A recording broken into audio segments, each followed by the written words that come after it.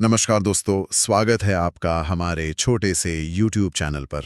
और स्वागत है आप सभी का। दोस्तों, क्लास शुरू करने से पहले एक छोटा सा काम कर दीजिए हाँ, जल्दी से चैनल को सब्सक्राइब कर लीजिए। और इस वीडियो को लाइक करके नीचे कमेंट में अपनी हाजिरी जरूर लगाइए। बिल्कुल।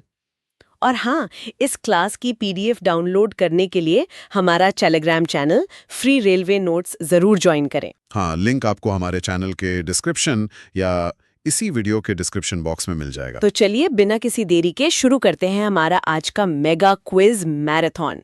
ये NCERT विज्ञान कक्षा 9 के अध्याय 1 से 4 पर आधारित है। और हर सवाल आपकी रेलवे की तैयारी को और भी पक्का करेगा। शुरू करें? बिल्कुल। चलिए, question number 1। Which of the following statements regarding the particles of matter is incorrect? मतलब पदार्थ के कणों के संबंध में इनमें से कौन सा कथन गलत है? ऑप्शंस हैं। ए, पदार्थ के कण स्थिर अवस्था में होते हैं। पदार्थ के कण बहुत छोटे होते हैं। पदार्थ के कण एक दूसरे को आकर्षित करते हैं। पदार्थ के कणों के बीच रिक्त स्थान होता है। तो इसका सही जवाब है ऑप्शन ए, पदार्थ के कण स्थिर अवस्था में होते हैं। अच्छा, ये गलत है। हाँ, ये कथन बिल्कुल गलत है। देखिए, मैटर के पार्टिकल्स कभी भी स्थिर नहीं होते। उनमें हमेशा एक ऊर्जा होती है जिसे हम काइनेटिक एनर्जी कहते हैं, और उसी की वजह से वो लगातार मूव करते रहते हैं, चाहे वो ठोस ही क्यों ना हो। कमाल है, मतलब ठोस में भी कण हिलते रहते हैं। चलिए अगले सवाल पर आते हैं जो इसी कॉन्सेप्ट से जुड़ा है। Question number 2। Which of the following statements about the particles of matter is not true? इसका मतलब है पदार्थ के कणों के बारे में कौन सा कथन सत्य नहीं है? ऑप्शंस हैं। ए, इनके बीच में कोई रिक्त स्थान नहीं होता है। बी, वे बहुत छोटे होते हैं। सी, वे एक दूसरे को आकर्षित करते हैं। डी, वे निरंतर गतिशील होते हैं। सही जवाब है ऑप्शन ए, इनके बीच में कोई रिक्त स्थान नहीं होता है। अच्छा। हाँ, ये भी एक गलत धारणा है। असल में पदार्थ के कणों के बीच हमेशा कुछ न कुछ खाली जगह होती ही है, जिससे इंटरमॉलिक्यूलर स्पेस कहते हैं। बिल्कुल। हाँ, ठोस में ये जगह बहुत कम होती है और गैस में सबसे ज्यादा, लेकिन होती जरूर है। समझ गया। तो मतलब कण हमेशा गतिशील होते हैं और उनके बीच हमेशा जगह होती है। ठीक है। Question number 3। निम्नलिखित में से कौन सा पदार्थ के कणों का लक्षण नहीं है? ऑप्शंस। ए, पदार्थ के कणों के बीच स्थान होता है। बी, पदार्थ के कण एक दूसरे को आकर्षित करते हैं। सी, पदार्थ के कण निरंतर गति में रहते हैं। डी, पदार्थ के कण स्थिर होते हैं। तो ये तो अब आसान हो गया। सही जवाब है ऑप्शन डी, पदार्थ के कण स्थिर होते हैं। हाँ, ये तो पिछले 2 सवालों का सार ही हो गया। एकदम, जैसा हमने अभी समझा, कणों का स्थिर होना उनका लक्षण है ही नहीं। गति, आकर्षण और उनके बीच का स्थान, यही तीनों मूल लक्षण हैं। बहुत बढ़िया। अब थोड़ा और गहराई में जाते हैं। Question number 4। ठोस के कणों के संदर्भ में निम्न में से क्या सही है? ऑप्शंस। ए, वे यादृच्छिक रूप से गतिशील होते हैं। बी, वे व्यवस्थित तरीके से विन्यासित होते हैं। सी, उनके बीच बड़े स्थान होते हैं। डी, उनमें न्यूनतम आकर्षण होता है। इसका सही जवाब है ऑप्शन बी, वे व्यवस्थित तरीके से विन्यासित होते हैं। अच्छा, मतलब एक डिसिप्लिन्ड पैटर्न में। हाँ, बिल्कुल। ठोस में कणों के बीच आकर्षण बल बहुत मजबूत होता है। ये बल उन्हें एक फिक्स पैटर्न में बांध कर रखता है। आप सोचिए जैसे क्लास में बच्चे अपनी अपनी सीट पे बैठे हों। वाह, क्या एनालॉजी है। वो अपनी जगह पर थोड़े हिलडुल तो सकते हैं, पर क्लास में घूम नहीं सकते। बेहतरीन। चलिए, क्वेश्चन नंबर 5। निम्नलिखित में से कौन सा विकल्प ठोसों के गुण को नहीं दर्शाता है? ऑप्शंस हैं। ए, उनका आकार बदलना मुश्किल नहीं है। बी, उनकी एक निश्चित सीमा और निश्चित आयतन होता है। सी, उनका निश्चित आकार होता है। डी, बाहरी बल के तहत उनका अपना आकार बनाए रखने की प्रवृत्ति होती है। तो जो गुण नहीं है वो है ऑप्शन ए, उनका आकार बदलना मुश्किल नहीं है। हाँ, ये तो सीधे सीधे रिजिड होने के गुण के खिलाफ है। एकदम, उनके कणों के बीच मजबूत आकर्षण बल के कारण ही उनका आकार बदलना बहुत मुश्किल होता है। बिल्कुल सही। अब बात करते हैं संपीड्यता की, मतलब कंप्रेसिबिलिटी की। Question number 6। पदार्थ की निम्नलिखित में से कौन सी अवस्था अत्यधिक संपीड्य है, कंप्रेसिबल है? ऑप्शंस। ए, ठोस अवस्था। बी, गैस अवस्था। सी, द्रव अवस्था। डी, ठोस और द्रव दोनों। ये तो आसान है। हाँ, सही जवाब है ऑप्शन बी, गैस अवस्था। क्योंकि कणों के बीच बहुत जगह होती है। बिल्कुल, गैस के कण बहुत दूर दूर होते हैं, इसलिए उन पर दबाव डालकर उन्हें आसानी से पास लाया जा सकता है। यानी कंप्रेस किया जा सकता है। जैसे एलपीजी सिलेंडर। एकदम सही उदाहरण। Question number 7। उस प्रक्रिया का क्या नाम है जिसमें गैस सीधे ही ठोस अवस्था सॉलिड में परिवर्तित हो जाती है? ऑप्शंस हैं ए ऊर्ध्वपातन सब्लिमेशन, बी निक्षेपण डेपोजिशन, सी संघनन कंडेंसेशन, डी संगलन फ्यूजन। हाँ। और इसी बीच एक मिनट, छोरा हरियाणे का ने एक मजेदार कमेंट किया है। अरे वाह, क्या लिखा है? लिखता है, गुरुजी मेरी भैंस तो दूध ही नहीं दे रही, कहती है पहले रेलवे की नौकरी पक्की कर। आपकी क्लास देख के लग रहा है आपकी बार पक्का हो जाएगा। आहा, नौकरी जरूर लगेगी। और इस सवाल का सही जवाब है ऑप्शन बी निक्षेपण। डेपोजिशन। हाँ, डेपोजिशन वो प्रक्रिया है जहां गैस बिना द्रव बने सीधे ठोस में बदल जाती है। जैसे बहुत ज्यादा ठंड में हवा की नमी सीधे बर्फ बनकर खिड़की के शीशों पर जम जाती है। समझ गया। इसी से मिलता जुलता अगला सवाल, क्वेश्चन नंबर 8। द्रव अवस्था में बदले बिना सीधे गैस से ठोस अवस्था में परिवर्तन को क्या कहा जाता है? ऑप्शंस ए ऊर्ध्वपातन, बी वाष्पीकरण, सी निक्षेपण, डी संघनन। ये तो पिछला ही सवाल है, बस पूछने का तरीका अलग है। बिल्कुल सही जवाब है ऑप्शन सी निक्षेपण। याद रखिए, गैस से सॉलिड बनना डेपोजिशन है और सॉलिड से सीधे गैस बनना सब्लिमेशन। जैसे कपूर का जलना। परफेक्ट। अब तापमान की बात करते हैं। Question number 9। बर्फ का गलनांक मेल्टिंग पॉइंट कितना है? ऑप्शंस हैं ए 273.15 केल्विन, बी 273.16 केल्विन, सी 0 डिग्री सेल्सियस, डी उपर्युक्त सभी। ये थोड़ा ट्रिकी है। हाँ है। इसका सही जवाब है ऑप्शन डी उपर्युक्त सभी। सभी कैसे? देखिए, 0 डिग्री सेल्सियस और 273.15 केल्विन तो एक ही तापमान है, और 273.16 के असल में पानी का ट्रिपल पॉइंट होता है जो 0 डिग्री सेल्सियस के बहुत ही करीब है। इसलिए दिए गए विकल्पों में सभी को सही माना जा सकता है। बहुत अहम जानकारी। अब यूनिट बदलिए। Question number 10। पानी का क्वथनांक बॉइलिंग पॉइंट फ़ारेनहाइट में क्या है? Options A 210 degree Fahrenheit, B 100 degree Fahrenheit, C 212 degree Fahrenheit, D 208 degree Fahrenheit. ये तो याद होना चाहिए। हाँ, ये जरूरी है। सही जवाब है ऑप्शन सी 212 डिग्री फ़ारेनहाइट। पानी 100 डिग्री सेल्सियस पर उबलता है, और जब हम इसे फ़ारेनहाइट में बदलते हैं तो यह 212 डिग्री फ़ारेनहाइट आता है। वाह, 10 सवाल पूरे हो गए। हाँ, और दोस्तों, अगर आपको ये मैराथन पसंद आ रहा है और कॉन्सेप्ट्स क्लियर हो रहे हैं तो एक छोटा सा काम करिए। बिना देर किए वीडियो को लाइक करें, अपने सभी दोस्तों के साथ शेयर करें जो रेलवे की तैयारी कर रहे हैं, और चैनल को सब्सक्राइब जरूर कर लें। चलिए आगे बढ़ते हैं। Question number 11।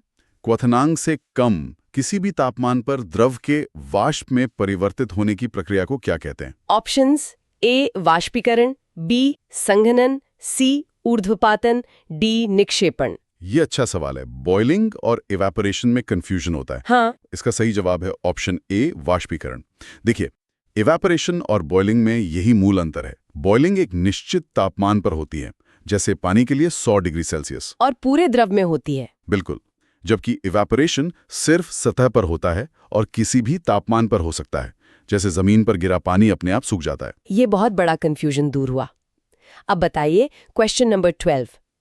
निम्नलिखित में से कौन सा कारक वाष्पीकरण की दर को प्रभावित नहीं करता है? ऑप्शंस ए हवा की नमी आर्द्रता, बी तरल का तापमान, सी तरल का द्रव्यमान, डी तरल का पृष्ठीय क्षेत्रफल।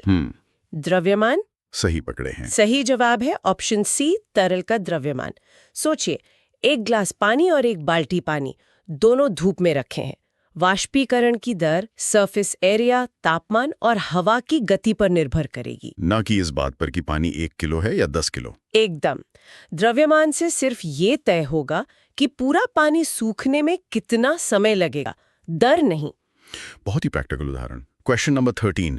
निम्नलिखित में से कौन सा कारक वाष्पीकरण की दर को कम करता है? ऑप्शंस ए तापमान में वृद्धि, बी आर्द्रता नमी, सी सतह क्षेत्र में वृद्धि, डी हवा की गति में वृद्धि। कम करता है। तो नमी। बिल्कुल सही। सही जवाब है ऑप्शन बी आर्द्रता नमी। ह्यूमिडिटी का मतलब है हवा में पहले से मौजूद पानी की भाप। तो अगर हवा में पहले से नमी है तो वो और नमी नहीं लेगी। हाँ, आनाकानी करेगी। इसीलिए बरसात के मौसम में कपड़े देर से सूखते हैं, क्योंकि हवा में नमी ज्यादा होती है और वाष्पीकरण की दर कम हो जाती है। Question number 14। वाष्पीकरण एक घटना है। ऑप्शंस हैं ए सतही सरफेस, बी आंतरिक, सी रासायनिक, डी इनमें से कोई नहीं। अरे, एक और कमेंट आ गया लगता है। हाँ, पंजाब दी कुड़ी का कमेंट है। लिख रही हैं, सर ब्रेकअप हो गया, पढ़ने में मन नहीं लग रहा था, पर आपकी क्लास देखकर इतना जोश आ गया है कि अब तो स्टेशन मास्टर बन के ही मानूंगी। क्या बात है, यही जज्बा चाहिए। और हाँ, सवाल का सही जवाब है ऑप्शन ए सतही सरफेस। क्योंकि ये सतह से होता है। हाँ, जैसा हमने पहले भी जिक्र किया, इवैपोरेशन हमेशा द्रव की सतह से होता है। सतह के कणों को जब थोड़ी भी ऊर्जा मिलती है, वे सबसे पहले बंधन तोड़कर उड़ जाते हैं। बहुत अच्छे। Question number 15। जल वाष्पित होता है। ऑप्शंस है ए केवल क्वथनांक पर, बी सभी तापमानों पर, सी केवल गलनांक पर, डी केवल 100 डिग्री सेल्सियस पर। ये तो अब तक सबको रट गया होगा। उम्मीद तो यही है। सही जवाब है ऑप्शन बी सभी तापमानों पर। वाष्पीकरण के लिए पानी को उबालने की जरूरत नहीं है, वो किसी भी तापमान पर हो सकता है। अब एक बहुत ही मजेदार सवाल। Question number 16। मिट्टी के बर्तन में रखा पानी गर्मियों में किसके कारण ठंडा रहता है? ऑप्शंस ए विसरण, बी वाष्पीकरण, सी संघनन, डी परासरण। ये तो घर घर की कहानी है। बिल्कुल, और इसका कारण है ऑप्शन बी वाष्पीकरण। ये कैसे काम करता है? मटके में बहुत छोटे छोटे छेद होते हैं। पानी उन छेदों से रिसकर बाहर की सतह पर आता है और हवा से भाप बनकर उड़ जाता है। अच्छा। इस प्रक्रिया के लिए जो गर्मी या ऊर्जा लगती है, वो मटके और अंदर के पानी से ही लेता है, जिससे अंदर का पानी ठंडा हो जाता है। अद्भुत। प्रकृति का एयर कंडीशनर। अब थोड़ा विषय बदलते हैं। Question number 17। निम्नलिखित में से कौन सा एक रासायनिक परिवर्तन है? ऑप्शंस ए दूध का दही में जमना, बी सूखी बर्फ का ऊर्ध्वपातन, सी पानी में चीनी का घुलना, डी लोहे का पिघलना। Chemical change. सही जवाब है ऑप्शन ए दूध का दही में जमना। रासायनिक परिवर्तन वो होता है जिसमें एक नया पदार्थ बनता है जिसके गुण पहले वाले से बिल्कुल अलग होते हैं। और जिसे आसानी से वापस नहीं बदला जा सकता। बिल्कुल, दही से वापस दूध नहीं बना सकते। बाकी सब भौतिक परिवर्तन है। ठीक है। Question number 18। निम्नलिखित में से कौन सा भौतिक परिवर्तन नहीं है? ऑप्शंस ए ठोस का द्रव में पिघलना, बी गैस का द्रव में द्रवीकरण, सी पदार्थों का किण्वन फर्मेंटेशन, डी द्रव का गैस में वाष्पीकरण। मतलब इनमें से केमिकल चेंज कौन सा है? हाँ, वही सवाल है और सही जवाब है ऑप्शन सी पदार्थों का किण्वन फर्मेंटेशन। जैसे गन्ने के रस से सिरका बनना। एकदम सही। इसमें माइक्रो ऑर्गेनिजम्स एक पदार्थ को दूसरे नए पदार्थ में बदल देते हैं। ये एक रासायनिक परिवर्तन है। अब मिश्रण की बात करते हैं। Question number 19। जी। वायु निम्नलिखित में से किसका एक उदाहरण है? ऑप्शंस ए यौगिक, बी शुद्ध पदार्थ, सी मिश्रण, डी अधातु। वायु हाँ। एक मिश्रण है। हाँ, सही जवाब है ऑप्शन सी मिश्रण। हवा कई गैसों का एक समांगी मिश्रण यानी होमोजीनियस मिक्सचर है। इसमें नाइट्रोजन, ऑक्सीजन, आर्गॉन जैसी गैसें हैं जो आपस में घुली हुई हैं, लेकिन उन्होंने कोई रासायनिक क्रिया नहीं की है। बहुत बढ़िया। 20वां सवाल एक सूत्र के बारे में है। Question number 20। विलयन के द्रव्यमान प्रतिशत का सही सूत्र क्या है? ऑप्शंस है ए विलय का द्रव्यमान विलायक का द्रव्यमान गुणा 100, बी विलय का द्रव्यमान विलयन का द्रव्यमान गुणा 100, सी ए विलायक का द्रव्यमान विलयन का द्रव्यमान गुणा 100, डी विलयन का द्रव्यमान विलय का द्रव्यमान गुणा 100। अरे वाह, 20 सवाल हो गए। हाँ, बहुत बढ़िया। दोस्तों 20 सवाल हो चुके हैं और याद दिला दूं, इस सेशन की फ्री पीडीएफ के लिए हमारा Telegram channel free railway notes जरूर ज्वाइन करें, लिंक डिस्क्रिप्शन में है। और सवाल का सही जवाब है ऑप्शन बी विलय का द्रव्यमान विलयन का द्रव्यमान गुणा 100। विलय मतलब सॉल्यूट और विलयन मतलब सॉल्यूशन। हाँ, तो प्रतिशत निकालने के लिए हम चीनी सॉल्यूट के द्रव्यमान को पूरे शरबत सॉल्यूशन के द्रव्यमान से भाग देकर 100 से गुणा करते हैं। शानदार तरीके से समझाया। Question number 21। निम्नलिखित में से कौन सा एक विलयन का गुणधर्म नहीं है? ऑप्शंस ए विलयन एक समांगी मिश्रण है, बी इसके कण प्रकाश की किरण को फैलाते नहीं है, सी विलय के कणों को छानने की विधि द्वारा अलग किया जा सकता है। डी, विलय के कणों का व्यास 1 nm से छोटा होता है। और एक और कमेंट भी है। हाँ, भोजपुरिया भैया ने लिखा है, गुरुजी ई सवाल ता एकदम लॉलीपॉप लागेला, ऐसे ही पढ़ावत रही हमर नौकरी पक्का हो जाई। जरूर पक्का हुई। और सही जवाब है ऑप्शन सी, विलय के कणों को छानने की विधि द्वारा अलग किया जा सकता है। ये गुण नहीं है। नहीं है, क्योंकि एक सच्चे विलयन में विलय के कण इतने छोटे होते हैं कि वो पूरी तरह घुल जाते हैं। आप चाय में घुली चीनी को छन्नी से अलग नहीं कर सकते। सही बात है। अब एक बहुत ही महत्वपूर्ण प्रभाव पर सवाल, क्वेश्चन नंबर 22। निम्नलिखित में से कौन टिंडल प्रभाव, टाइंडल इफेक्ट दर्शाता है? ऑप्शंस: ए, साधारण नमक का घोल, बी, कॉपर सल्फेट का विलयन, सी, कोलाइडी विलयन जैसे दूध, डी, चीनी का घोल। टिंडल प्रभाव। सही जवाब है ऑप्शन सी, कोलाइडी विलयन जैसे दूध। इसे थोड़ा समझाइए। इसे ऐसे समझिए, जैसे आप रात में कोहरे में गाड़ी चलाते हैं, आपकी हेडलाइट की बीम हवा में दिखने लगती है ना? हाँ बिल्कुल। ऐसा इसलिए होता है क्योंकि कोहरे में पानी की छोटी छोटी बूंदें प्रकाश को बिखेर देती हैं। दूध या धुएं जैसे कोलाइडी विलयन के कण भी इतने बड़े होते हैं कि वे प्रकाश के रास्ते को रोशन कर देते हैं। इसी को टिंडल प्रभाव कहते हैं। वाह, अब कभी कोहरे में गाड़ी चलाऊंगा तो टिंडल प्रभाव याद आएगा। Question number 23। निलंबन, सस्पेंशन किस प्रकार का मिश्रण है? ऑप्शंस: ए, समांगी होमोजीनियस, बी, विषमांगी हेटेरोजीनियस, सी, कोलाइडी, डी, इनमें से कोई नहीं। निलंबन, जैसे पानी में मिट्टी। एकदम सही। तो ये हुआ ऑप्शन बी, विषमांगी हेटेरोजीनियस। निलंबन में कण घुलते नहीं बल्कि बस तैरते रहते हैं, और अगर थोड़ी देर छोड़ दें तो वे नीचे बैठ जाते हैं। सही। Question number 25। कोलाइडल कणों को अलग करने के लिए किस तकनीक का उपयोग किया जाता है? ऑप्शंस: ए, ऊर्ध्वपातन, बी, निस्पंदन फिल्ट्रेशन, सी, अपकेंद्रीकरण सेंट्रिफिकेशन, डी, क्रिस्टलीकरण। ये दूध से क्रीम निकालने वाला प्रोसेस है? बिल्कुल सही जवाब है ऑप्शन सी, अपकेंद्रीकरण सेंट्रिफ्यूगेशन। इसमें बहुत तेजी से घुमाया जाता है, जिससे भारी कण नीचे और हल्के कण ऊपर आ जाते हैं। Question number 25।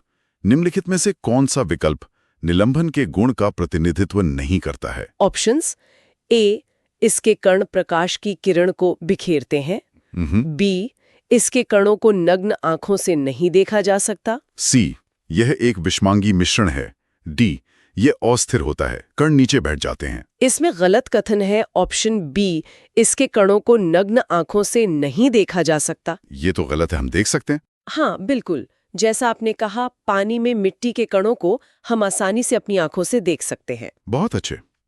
अब कुछ उदाहरण। Question number 26। पायस इमल्शन का एक उदाहरण है। Options: A, sponge, B, face cream, C, rubber, D, झाग। इमल्शन। सही जवाब है option B, face cream. Emulsion एक खास तरह का कोलाइड होता है जिसमें दो ऐसे द्रव मिले होते हैं जो आम तौर पर घुलते नहीं, जैसे तेल और पानी।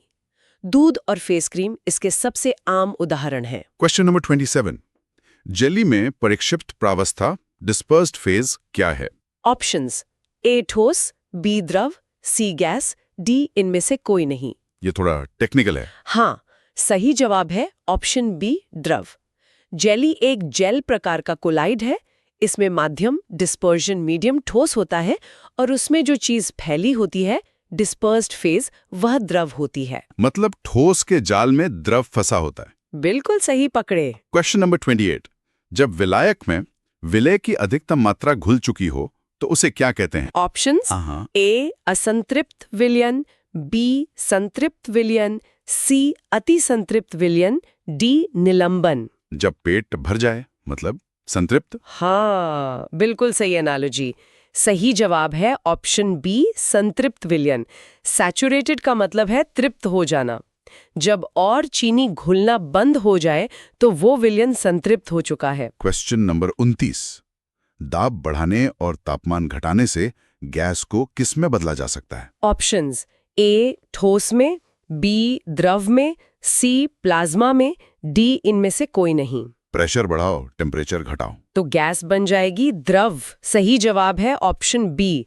जब हम गैस पर दबाव बढ़ाते हैं तो उसके कण पास पास आ जाते हैं, और जब तापमान घटाते हैं तो उनकी ऊर्जा कम हो जाती है। और अब तीसरा सवाल, क्वेश्चन नंबर 30। आधुनिक वैज्ञानिकों के अनुसार पदार्थ की कितनी अवस्थाएं हैं? Options A 3, B 4, C 5, D 2। आधुनिक वैज्ञानिकों के अनुसार हाँ, सही जवाब है ऑप्शन सी 5। 5। हाँ। कौन कौन सी? हम सब ठोस, द्रव और गैस के बारे में जानते हैं। इनके अलावा 2 और अवस्थाएं हैं। प्लाज्मा, जो बहुत ज्यादा गर्म अवस्था है, जैसे सूरज के अंदर, और बोज-आइंस्टीन कंडेंसेट, जो बहुत ही ज्यादा ठंडी अवस्था है। क्या बात है। और इसी के साथ 30 सवालों का पड़ाव पार हो चुका है। आप सब बहुत अच्छा कर रहे हैं। जिन्होंने अभी तक लाइक नहीं किया है, जल्दी से लाइक का बटन दबा दीजिए। चलिए अब केमिस्ट्री के नियमों पर आते हैं। Question number 31। स्थिर अनुपात का नियम किसने दिया था? Options A Joseph Proust, B John Dalton, C Lavoisier, D Rutherford. ये तो नाम याद रखने वाला सवाल है। हाँ, सही जवाब है ऑप्शन ए जोसेफ प्राउस्ट। ये नियम कहता है कि किसी भी शुद्ध रासायनिक यौगिक में तत्व हमेशा द्रव्यमान के एक निश्चित अनुपात में होते हैं। जैसे पानी में हाइड्रोजन और ऑक्सीजन का अनुपात हमेशा 1.8 ही रहेगा। बिल्कुल। Question number 32। हाइड्रोजन परमाणु की परमाणु त्रिज्या कितनी होती है? Options A 10 raised to the power -9 metre, B 10 raised to the power -10 metre, C 10 raised to the power -8 metre, D 10 raised to the power -7 metre. सही जवाब है ऑप्शन बी 10 raised पर -10 मीटर। इसे एक एंगस्ट्रम भी कहा जाता है। ये एक फैक्ट आधारित सवाल है, इसे याद रखना अच्छा है। ठीक है। Question number 33। परमाणु रासायनिक रूप से संयोजित होकर क्या बनाते हैं? ऑप्शंस ए अणु मॉलिक्यूल्स, बी आयन, सी तत्व, डी मिश्रण। परमाणु मिलकर अणु बनाते हैं। हाँ, सही जवाब है ऑप्शन ए अणु। जब 2 या 2 से ज्यादा परमाणु रासायनिक बंध बनाकर जुड़ते हैं तो वे अणु बनाते हैं, जैसे H2O। अब एक और फंडामेंटल नियम। Question number 34। द्रव्यमान संरक्षण का नियम क्या कहता है? ऑप्शंस ए द्रव्यमान का निर्माण किया जा सकता है, बी किसी रासायनिक अभिक्रिया में द्रव्यमान का ना तो सृजन होता है और ना ही विनाश, सी द्रव्यमान हमेशा बदलता रहता है, डी इनमें से कोई नहीं। इसका सही जवाब है ऑप्शन बी किसी रासायनिक अभिक्रिया में द्रव्यमान का ना तो सृजन होता है और ना ही विनाश। ये लवोजियर ने दिया था, है ना? हाँ, ये नियम कहता है कि जितना द्रव्यमान अभिकारकों का होता है उतना ही द्रव्यमान उत्पादों का बनता है। Question number 35। न्यूट्रॉन की खोज किसने की थी? ऑप्शंस हैं A J Thomson, B E Rutherford, C J Chadwick या डी नील बोर। और एक और कमेंट आया है। हाँ, देसी छोरा का एक फनी कमेंट है। सर, जिस स्पीड से आप पढ़ा रहे हो, लगता है मेरी ट्रेन छूटने से पहले ही मैं लोको पायलट बन जाऊंगा। बिल्कुल बनोगे। और सही जवाब है ऑप्शन सी जे चैडविक। इसकी कोई ट्रिक है याद रखने की? हाँ, एक है ईट पैगनाच, electron Thomson, proton Goldstein Rutherford, neutron Chadwick. अरे वाह, ये बढ़िया है। Question number 36।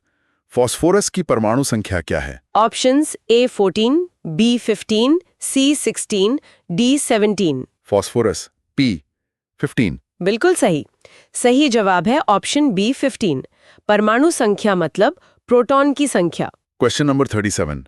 कैल्शियम का परमाणु द्रव्यमान कितना है? Options A 20U, B 40U, C 32U, D 24U। Calcium का नंबर 20 है तो द्रव्यमान 40। एकदम सही। सही जवाब है ऑप्शन बी 40U। परमाणु द्रव्यमान मतलब प्रोटॉन्स प्लस न्यूट्रॉन। अब मॉलिक्यूलर मास निकालते हैं। Question number 38। अमोनिया NH3 का आणविक द्रव्यमान क्या है? N equals to 14, H equals to 1। Options A 15U, B 16U, C 17U, D 18U। ये तो सिंपल कैलकुलेशन है। हाँ, एक नाइट्रोजन का 14 और 3 हाइड्रोजन का 3। हो गया 17। सही जवाब है ऑप्शन C 17U। बिल्कुल सही। अब इलेक्ट्रॉन के वितरण पर आते हैं। Question number 39। किसी कक्षा में इलेक्ट्रॉनों की अधिकतम संख्या किस सूत्र से ज्ञात की जाती है? ऑप्शंस ए n square, b 2n square, c 2n, d n2। ये तो 2n स्क्वायर है। जी हाँ, सही जवाब है ऑप्शन बी 2n स्क्वायर। यह बोर-बरी का नियम है। यहाँ n कक्षा या शेल की संख्या है। क्वेश्चन नंबर 40, मैग्नीशियम की संयोजकता वैलेंसी कितनी है? परमाणु संख्या equals to 12। Options A +1, b +2, c +3, d 0। 40 सवाल पूरे। दोस्तों, एक सेकंड कमेंट करके बताइए कि आपको सेशन कैसा लग रहा है और आप अगली क्लास किस टॉपिक पे चाहते हैं। और हाँ, सब्सक्राइब करना ना भूलें। और इस सवाल का सही जवाब है ऑप्शन बी +2। ये कैसे? संयोजकता को परमाणु की दोस्ती करने की क्षमता समझिए। मैग्नीशियम का इलेक्ट्रॉनिक विन्यास होगा 282। हर परमाणु अपनी बाहरी कक्षा में 8 इलेक्ट्रॉन चाहता है, तो मैग्नीशियम के लिए 2 इलेक्ट्रॉन देना आसान है। 6 लेने से तो आसान है। बिल्कुल। जब वो 2 इलेक्ट्रॉन दे देता है तो उस पर +2 का चार्ज आ जाता है और यही उसकी संयोजकता है। क्या बात है, दोस्ती करने की क्षमता। अब से वैलेंसी हमेशा याद रहेगी। क्वेश्चन नंबर 41, धनावेशित आयन को क्या कहा जाता है? ऑप्शंस ए धनायन कैटायन, बी ऋणायन एनायन, सी परमाणु, डी अणु। Positive charge cation. सही है। सही जवाब है ऑप्शन ए धनायन कैटायन। जब कोई परमाणु इलेक्ट्रॉन देता है तो उस पर पॉजिटिव चार्ज आ जाता है। अब कुछ रासायनिक सूत्र। क्वेश्चन नंबर 42, कैल्शियम हाइड्रोक्साइड का सही रासायनिक सूत्र क्या है? Options A CaOH, B CaOH के होल 2, सी Ca2OH या डी CaOH2। इसमें क्रिस क्रॉस मेथड काम आता है ना? बिल्कुल। कैल्शियम Ca की संयोजकता +2 और हाइड्रोक्साइड OH की -1 होती है, तो सूत्र बनेगा CaOH होल 2। Option B. ठीक है। क्वेश्चन नंबर 43, एल्यूमिनियम ऑक्साइड का रासायनिक सूत्र क्या है? Al की संयोजकता 3, O की 2। Options A ALO, B Al3O2, C Al2O3 या डी AlO2। फिर से क्रिस क्रॉस, Al की नीचे 2, O की नीचे 3, Al2O3। एकदम सही। Option C Al2O3। Question number 44, lithium nitride का सूत्र क्या है? Options A LiN, B Li3N, C LiN3 या डी Li2N। लिथियम की +1, नाइट्राइड की -3, तो Li3N। क्या बात है, एकदम फॉर्म में है। सही जवाब है option B Li3N। Question number 45, Dalton के परमाणु सिद्धांत के अनुसार परमाणु को नहीं किया जा सकता। मतलब डाल्टन की परमाणु थ्योरी के अनुसार एक परमाणु को क्या नहीं किया जा सकता? ऑप्शंस हैं ए विभाजित, बी सृजित, सी विनाश, डी उपर्युक्त सभी। इसमें सही जवाब है ऑप्शन डी उपर्युक्त सभी। अच्छा, सभी। हाँ, डाल्टन का सिद्धांत कहता था कि परमाणु अविभाज्य अविनाशी है और उसे न बनाया जा सकता है न नष्ट किया जा सकता है, तो टेक्निकली तीनों विकल्प सही हैं। क्वेश्चन नंबर 46, परमाणु द्रव्यमान की इकाई यूनिट क्या है?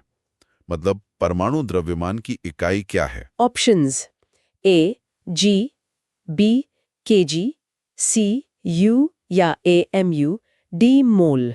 ये तो U या AMU है। सही। Option C. परमाणु इतने हल्के होते हैं कि उन्हें ग्राम या किलोग्राम में मापना अव्यावहारिक है। क्वेश्चन नंबर 47, मैग्नीशियम क्लोराइड का सही सूत्र कौन सा है? Options A MgCl, B MgCl2, C Mg2Cl, D MgCl2। Mg की +2, Cl की -1, तो MgCl2। बिल्कुल सही। Option B. Question number 48, aluminium की संयोजकता वैलेंसी क्या है? मतलब एल्यूमिनियम की वैलेंसी क्या है?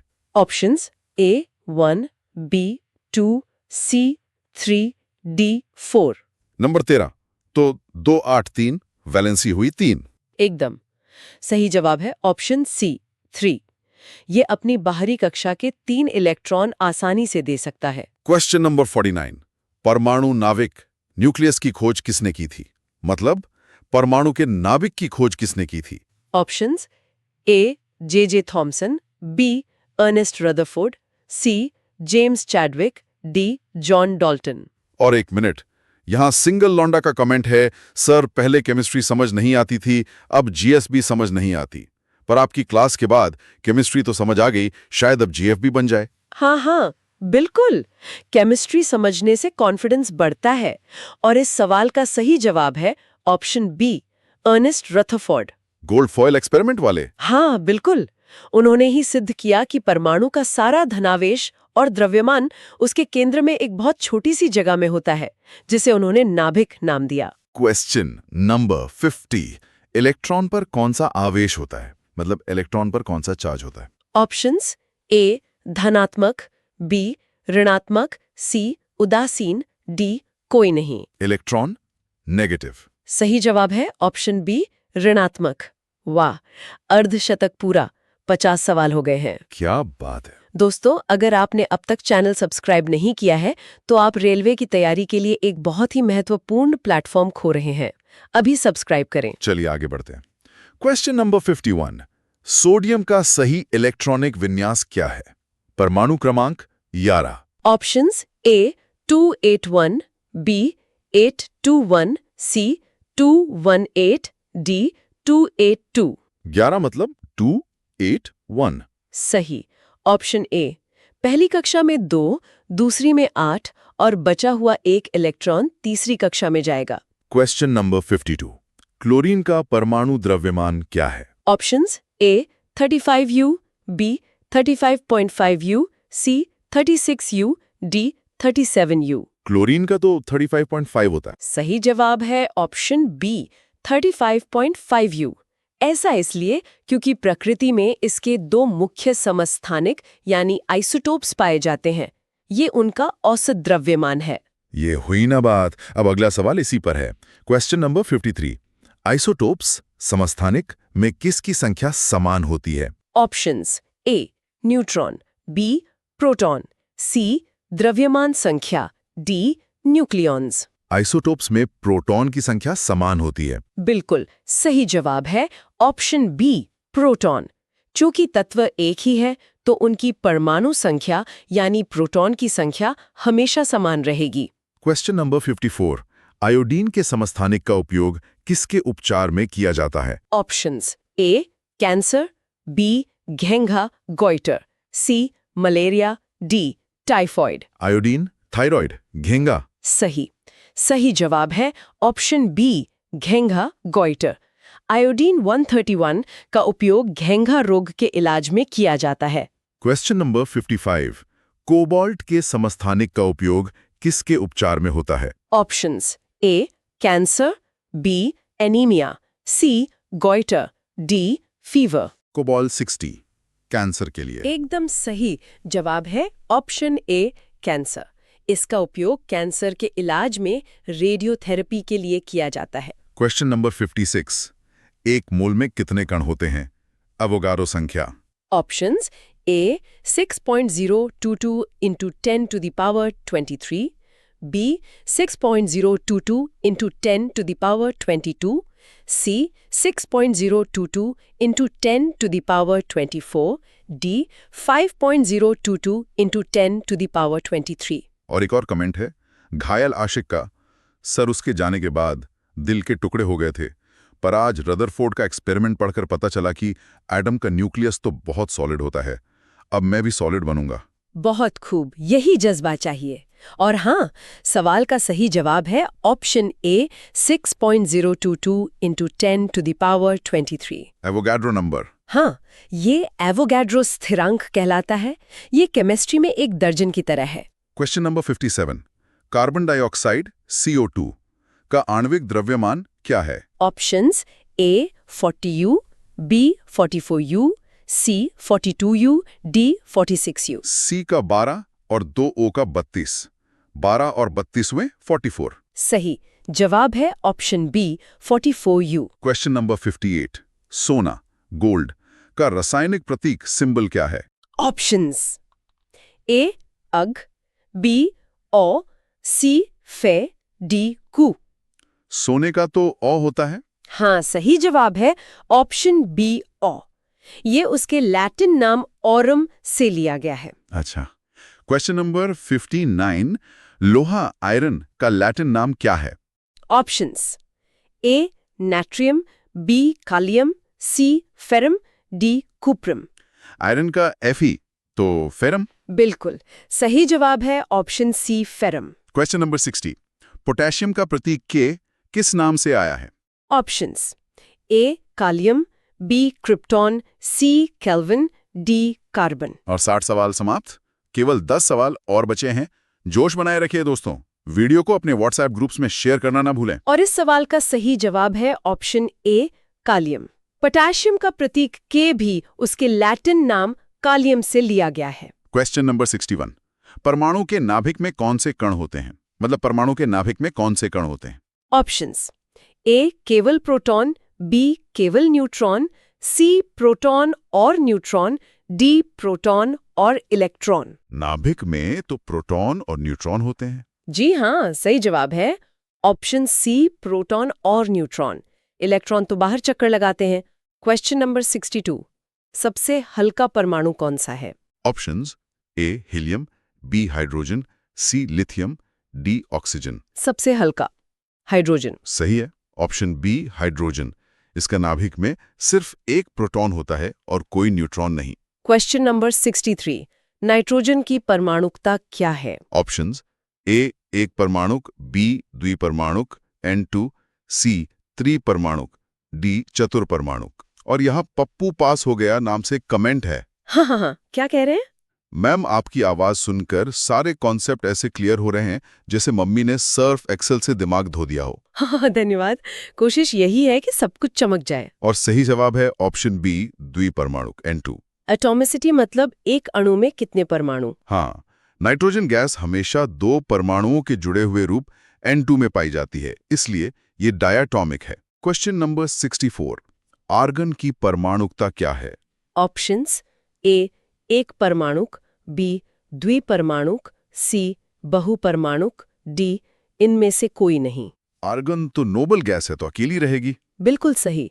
सही जवाब है ऑप्शन ए एक परमाणुक। ये गैसें किसी से क्रिया नहीं करती, इसलिए मोनोएटॉमिक कहलाती हैं। क्वेश्चन नंबर 65, ऋणात्मक आवेशित आयन को क्या कहते हैं? मतलब नेगेटिव चार्ज वाले आयन को क्या कहते हैं? Options A cation, B anion, C positron, D nucleon. Negative वाला एनायन।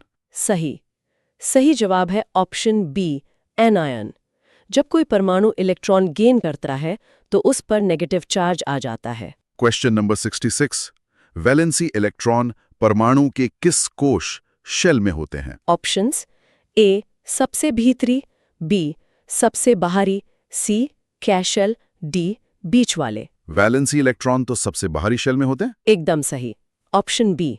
यही वो इलेक्ट्रॉन है जो रासायनिक बंध बनाने में यानी दोस्ती करने में हिस्सा लेते हैं। क्वेश्चन नंबर 67, सल्फ्यूरिक एसिड का सही सूत्र क्या है?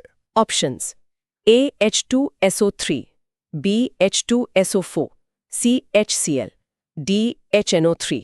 King of chemicals H2SO4। बिल्कुल सही जवाब है option B H2SO4। Question number 68, एक तत्व A की संयोजकता 3 है, उसका ऑक्साइड सूत्र क्या होगा? Options A AO3, B A2O3, C A3O2, D AO। ये तो Al2O3 जैसा ही है। A की वैलेंसी 3, O की 2, तो A2O3। परफेक्ट, सही जवाब है option B A2O3। Question number 69, निम्नलिखित में से किस तत्व का परमाणु द्रव्यमान सबसे कम है? Options A helium, B lithium, C hydrogen, D nitrogen. ये तो फिर से आ गया, सबसे हल्का हाइड्रोजन। हाँ, सही जवाब है ऑप्शन सी हाइड्रोजन। और अब आज का आखिरी सवाल, क्वेश्चन नंबर 70, अमोनियम सल्फेट का रासायनिक सूत्र क्या है? Options A NH4SO4, B NH4 2SO4, C NH4 TSO4, D NH4 3SO4। Ammonium NH4 की +1, सल्फेट SO4 की -2, तो NH4 2SO4। Option B NH4 का होल ट्वाइस SO4। और इसी के साथ 70वां सवाल भी पूरा हुआ। आप सब ने बहुत अच्छा प्रदर्शन किया। हाँ, ये दिखाता है कि आपकी तैयारी सही दिशा में है। दोस्तों, आज का मैराथन यहीं समाप्त होता है। जाने से पहले याद रखें, इस पूरी क्लास की पीडीएफ के लिए हमारा Telegram channel free railway exam notes join करना ना भूलें। और अगर आप ऐसी ही और भी बेहतरीन क्लासेस चाहते हैं तो चैनल को सब्सक्राइब जरूर करें और बेल आइकन को दबा दें। हाँ, ताकि कोई क्लास मिस न हो। आज के सेशन में शामिल होने के लिए आप सभी का बहुत बहुत धन्यवाद। आपकी ऊर्जा और भागीदारी अद्भुत थी। जय हिंद, जय भारत। जय हिंद, जय भारत।